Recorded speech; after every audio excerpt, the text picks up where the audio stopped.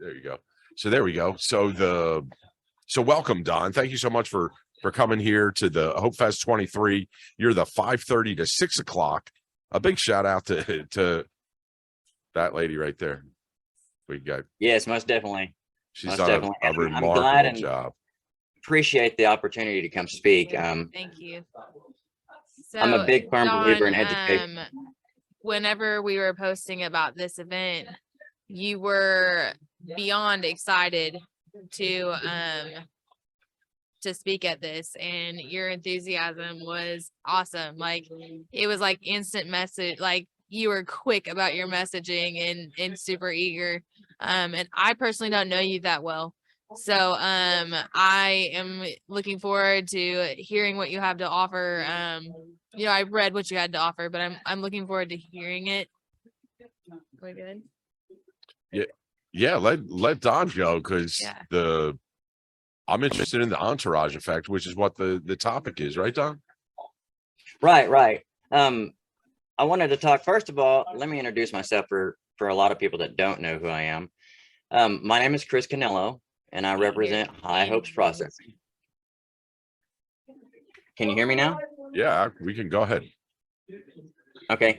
My name is Chris Canello, and I represent High Hopes Processing, and we make CBD products. And a lot of people in the cannabis circle also know me as Don Chico.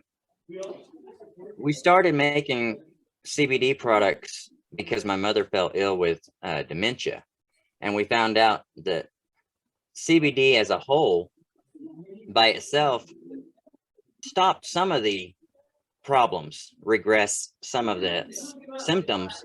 But when I made the combination with a 1-to-1, her pain seemed to go away. A lot of the symptoms from dementia, her wandering around, seemed to stop. She wasn't so anxious. So I got interested in what actually makes this work like this. It's the entourage effect. And for a lot of people that don't know what the entourage effect is, the entourage effect was an idea that a scientist named Dr. Raphael, he was an Israeli scientist, he came up with it in the 60s. And basically what he found out is he found out the structure to THC compound in a cannabis plant. He found out that THC by itself has some effects, can do certain things. CBD by itself can do certain things. CBG, CBN, all of these different multiples can do things all by themselves. But when combined together, two compounds from the same cannabis plant seem to have a much greater effect than the sum of just their individual effects. You still there, Larry? Yes, sir. We're in the middle of a bar, so there's all kinds of craziness going on. I can hear everything that you're saying, though, and it's good stuff there. So please continue. When we look at the different effects combined together, when we start talking about cannabis in general, we need to think about it's not just a plant to get high on or anything like that. The medicinal benefits by itself outweigh anything that any opioid or any pill could do for us. You have terpenes within the plant. You have cannabinoids within the plant. You have flavonoids within the plant. All these different compounds do different things for different people. I'd like to talk about maybe the CBD and THC together, because what CBD can do when it's coupled with the THC, a lot of people, when they get their first time of trying THC, they get this heart flutter. Or maybe if they eat an edible and they don't know the right dosage, they may eat 2 or 3 different gummy bears. All of a sudden, oh my God, I'm having a heart attack. They get that over anxiety. CBD coupled with THC reduces that anxiety depending upon the strain. Most strains can be coupled with other CBD products to make a 1-to-1 to reduce that feeling that you have, but still give you the same feeling from nausea or headaches, you can get that pain relief without being so over elevated, I guess you would say, that you can't function. I know a lot of people, when they first start taking THC, they don't know exactly what they're taking it for. And I know a lot of bud tenders, they're not really educated so much as far as what we're looking for, because it's not really there. So to be able to talk about, hey, this is what makes things work. Cannabinoids are another thing. Cannabinoids are odorless, and they're also the plant's terpene oils that's responsible for the smell, the flavor, and the personality of a cannabis strain. If you pay close attention to certain smells, your body will tell you what it needs. It's kind of like food. When your body needs a certain food, it'll tell you. You start having cravings for that food. You might not ever want to eat an avocado in your life, Larry, but for some reason, one day your body wants an avocado. It's the same way with your cannabinoids and your endocannabinoid system. You may not know that you need them, but when you partake of certain strains and your body gets used to that, the smell alone, the aroma alone can tell you, okay, this is what's good for my body today. It may not be what I need tomorrow, but today, this is what's good for me. Also, terpenes produce cannabinoid effects. There's a research from the University of Arizona that shows the entourage effect theory, and it positions cannabis terpenes together. So the target for that is pain therapy for chemotherapeutic patients. For instance, a lot of people, when they get diagnosed with cancer, the first thing they want to do is throw you into chemo. When you have these terpenes that produce these cannabinoid effects, it stops a lot of that. Current research has also shown where people think that you have to have cannabis to have your cannabinoids. You don't. Cannabinoids are produced in other plants that we think about. I know, have you ever ate a mango? You get myrcene from the terpene there. Euthanasia, pepper, the clove plant, broccoli. A lot of us have been told all of our lives, I know I was told, eat carrots. They're great for your eyes. That's great. But we didn't know that carrots also produce cannabinoids that was good for our CB1 and CB2 receptors, which is a lot of education that, had we known years ago, this would have been breakthrough. It's like breakthrough technology for us. People want to know a lot of, how does the entourage effect really work with cancer patients? When you put a cancer patient on a regime, the right regime, because a lot of us, we try different things. For instance, like I said, with my mother, she had dementia. I tried several different things before I found the right effect for her. The entourage effect doesn't necessarily have to pertain to cannabis. If you go to the doctor and he prescribes you, say he prescribes you a muscle relaxer, you can take that muscle relaxer and then you go, okay, well, I take this muscle relaxer and then I got a headache, so I'm going to take an over the counter for that, and then I'm going to take an aroma bath. You don't know it, but you're creating your own entourage effect to stop certain symptoms. So the entourage effect isn't necessarily bound to just cannabis. Their entourage effect is actually bound to any kind of plant, cannabinoid, terpene, when it's coupled together with something that will enhance the effect of that to digress the symptoms that you have. If that makes sense. Absolutely. I experienced that also when I was taking a lot of FECO for a bone injury, the FECO wouldn't take all the swelling out of my leg, and I took it over the counter. I took ibuprofen, and it shrunk it. It worked better than I had ever had ibuprofen alone.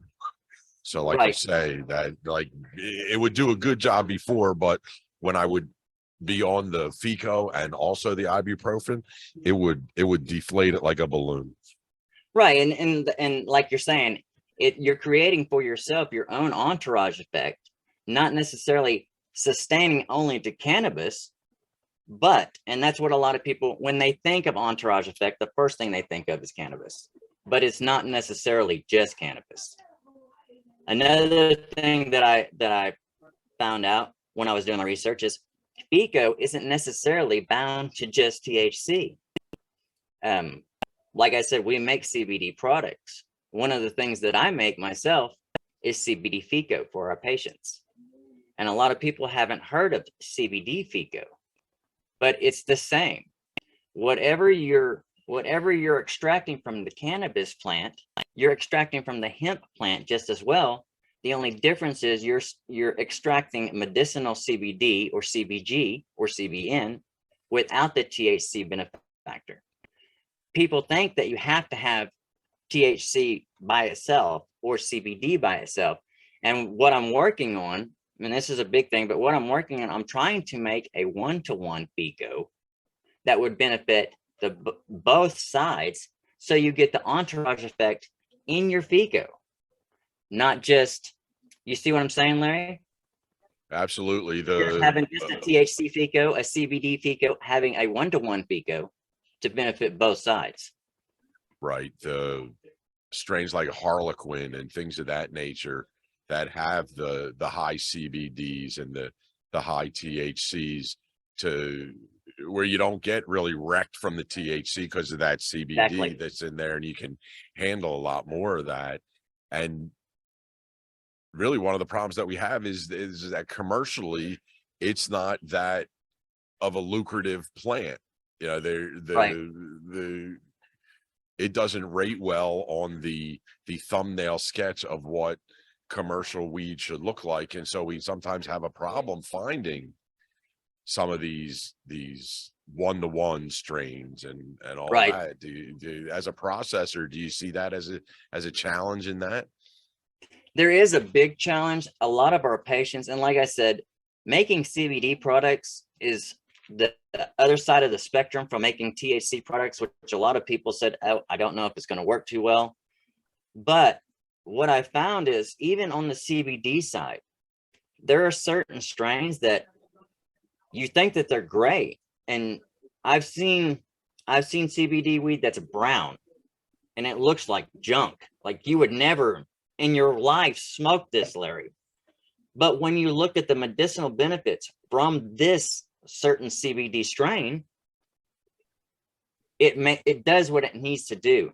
For instance, you can smoke a THC strain that may be 13%, but have a terp profile of 6%, and you're going to feel great.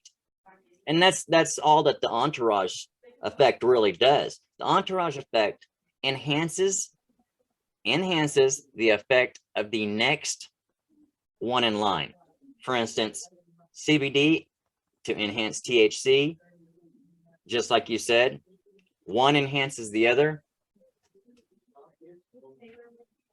Yeah, absolutely.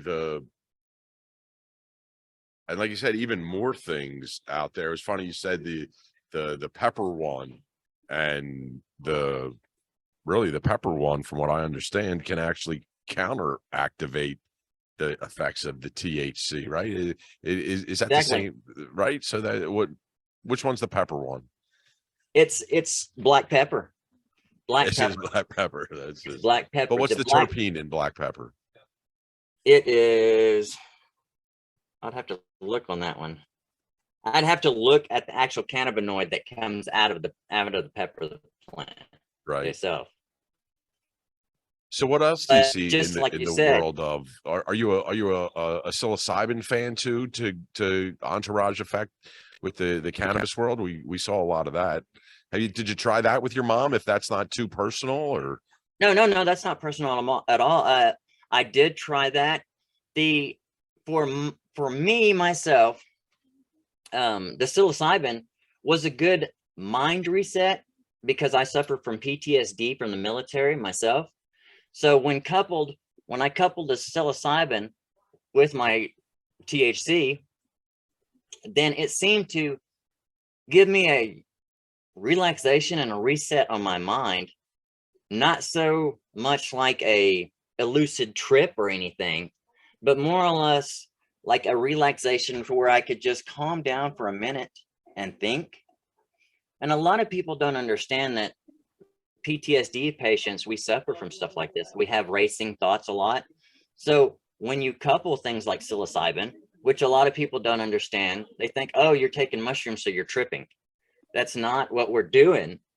We're taking these for different medicinal purposes. Like I said, for myself, they slow my thought process down a little bit so I can just kind of ease a little bit. Sometimes it's hard to sleep. You know, insomnia is real bad with PTSD patients, and not all the time, Larry. Now, I am an advocate for marijuana. You know, I smoke. Like I said, we process weed, but not all the time does weed by itself do the job, thus the entourage effect. Psilocybin coupled with weed produces a different effect than just straight weed or CBD coupled with THC. I'm really looking forward to the new research that psilocybin's coming up with, and to see if they will soon, the FDA will soon do anything about maybe descheduling research for it. Yeah, maybe for research for it. I can't see them getting that crazy on it if they can't even get weed through, you know, like Right. it's but there's been a lot of local action in the state levels, which is usually, you know, the precursor to change in federal. Right. So we'll just have to wait and see on that one. I know the Oklahoma, they passed it, but only for university. Right, only for university research. Right, which now they have to find somebody to underwrite that and do all that, whether that actually Right. goes or not, you know, that's a, you know, which university is it going to be? Right. So, but so how is mom? Did We lost mom. Oh, I'm sorry to hear that. We lost mom last March. The dementia was digressing from the treatment, which was great. But in the process, dementia is a strange creature in which it takes its own effects differently. And mom went to sleep one night and she woke up the next morning and she had had a stroke. And that's what the initial end phase of what caused it, what caused my mom to finally pass away. But the fact that the medicine alone, and that's what really got me into this, Larry.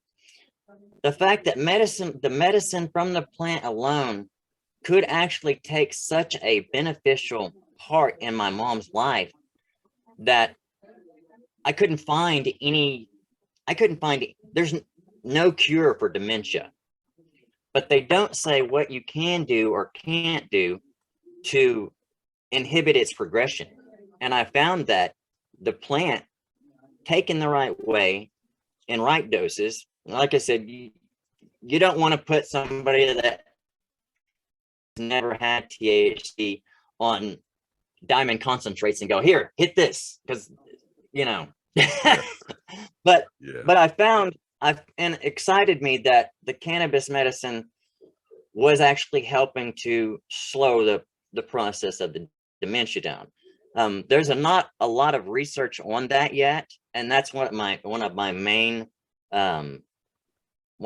things is dementia, because like I said, it affected my mother. And so the more research I can find out with cannabis, and when I seen that Jamie had this going on, because like I said, I believe in education. Education is beneficial to all of us, especially in this cannabis industry. I don't think that we should be so cutthroat in the industry like a lot of people are. This is about medicine, and it's about helping people. You know, I mean, I agree with Jamie. I agree with what you said. If we could all just join together, what we could do. I mean, there's 400,000 patients, and I guarantee you they're not all getting the best medicine that they need because they can't either afford it or they can't find it. That's why this was such a great program, and I wanted to be a part of it so much. Well, we appreciate you coming out here, Don. It takes a village, and that's really what we've had today is from all different walks and shapes and sizes and stories and all that, and certainly the entourage is one of the big things that's happening out there. One of the big discoveries that I heard was of a lot of opinion of not using single strain specificity and going with a instead of one bullet, trying a shotgun, a buckshot approach. Exactly. And so that really rung true in my head, that both worlds can live together in that, because yeah, let's get the single strains and pick out the single strains and add them all together. And then we can do it rather than just being a hodgepodge of like, let's be that exacting, not so much as a distillate and just creating hot dog water where, you know, the origin never came, and, you know, whatever it is. And so Exactly. And I believe a lot of it has to do with terpene profiles as well, because the terpene profile, actually, if you get the right terpene, you can soothe a lot of ailments. But if you're just smoking and you don't know what terpene you need for that ailment, then you're smoking amiss, if that makes sense. You're just smoking to be smoking. You're not really helping yourself. You're medicating, but you're not really helping what you need to help if you don't know what terpene or what will help your ailment. And I think that's the big thing with education with me, because if I go into any dispensary, if I go into a dispensary and I tell them I have migraine headaches, I don't expect them to try and give me the flower with the highest THC. I expect them to give me the flower that has the right terpene profile that's going to take this headache away, so I don't have to worry about it anymore. Sure. There you go. Shout out to CBD and the headache removal properties of that. I always I eat a gummy instead of eating Tylenol these days, and it takes away my headache, and I never really even thought about that before. And so I've got some really CBD caramels you'll love, Larry. Yeah, take them right away, huh? I'm telling you. It's great stuff. And so tell us a little bit more where as we wrap it up, where can we find some of the CBD caramels that you're talking about? Where would we be able to find them and help support your role? If you're in the Oklahoma City area, which a lot of people are, I'm in Eufaula, which is 2 hours away. But if you're in the Oklahoma City area, Poncho's Liquor Town on North Meridian off of Expressway carries our products. I have a vast variety of products there. I have Canagars there, strain specific Canagars, 6-inch Canagars. I have honey there, CBD honey. We have our CBD caramels there. We also make bath bombs, bath salts. We are working on bubble bath, which is new. CBD infused bubble bath, because a lot of people don't understand really the bath bomb as far as is it going to work right? There's just so much lavender. I can smell the spearmint, but they don't really know. But everybody loves bubble bath. So we make it into an infusion and then get it out there. I'm hoping to bring that soon. Also, we're working with HHC carts. We're planning on producing some HHC carts pretty soon. Due to the fact that HHC seems to be a more cleaner, hydrogen extraction. So I want to try some of the carts and see exactly what benefits they have, say, over our regular THC carts or a regular CBD cart, which is unheard of, Larry, but they're coming. I've got CBD carts coming. Once the fascination of getting high gets over and they start looking at it as medicine, then we'll really see the products that are like you say, CBD and not so much THC, and starting to use more and more of the cannabinoids that are available in the plant. Of course, using THC as the catalyst really to unlock it all, but right. There's a million different ways up until that point that we need that stuff. So there exactly. You go. So, well, thank you so much for being part of the inaugural Hope Fest 23 there, Don. Hope Fest 23. Thank you for inviting me, Larry. You and Jamie both. I Yeah, appreciate the opportunity. Jamie's just done a wonderful job here, and shout out to everybody. Shout out to the hangout here at 16th in Indiana, where they've got a tremendous nice little bar going on here. They got eats, they got Cheers dispensary next door that you can come get your medicine there. We might even try to get some of those CBD caramels down here in I'm telling you. Plaza District. I'm not the buyer, so don't leave that on